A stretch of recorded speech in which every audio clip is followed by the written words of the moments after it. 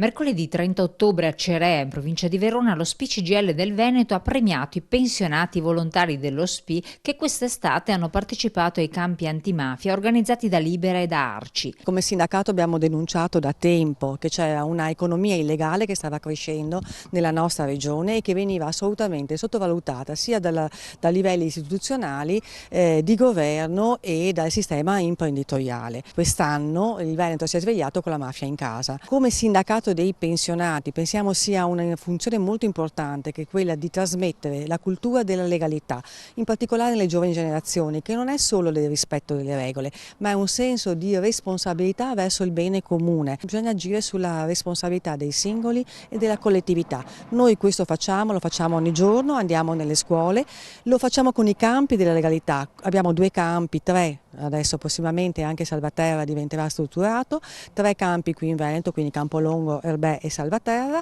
e andiamo anche nei campi in tutta Italia perché è un'esperienza molto importante nel quale si impara e si porta anche solidarietà e vicinanza, perché chi in regioni molto complicate si sta battendo e sta cercando di fare economia legale in una realtà dove l'illegalità è molto diffusa ha bisogno anche di sentirsi che non è da solo, di sentire che c'è una parte del paese, della società civile che è al suo fianco e che si impegna anche quotidianamente anche nelle funzioni minimali che noi facciamo, perché quando andiamo nei campi lavoriamo ogni giorno. Sono andata anch'io, si lavora la terra, si sta assieme ai giovani, si discute, si incontrano anche persone del posto appunto che hanno vissuto sulla loro pelle anche esperienze molto drammatiche. La giornata è stata anche l'occasione per analizzare la situazione della diffusione della mafia anche in Veneto. I dati emersi da un'indagine dell'Università di Padova sono allarmanti: 386 le aziende in odore di mafia. Ben 79 volontari, suddivisi in 20 turni di una settimana l'uno,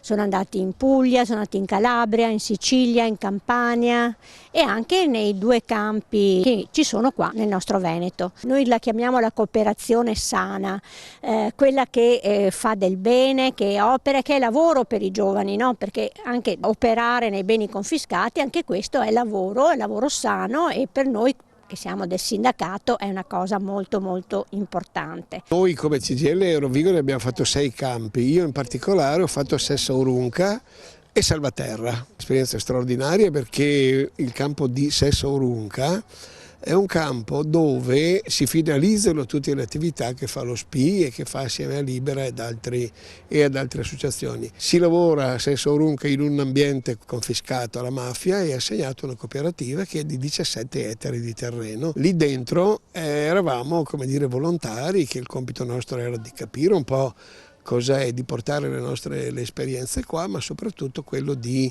fare testimonianza della nostra attività.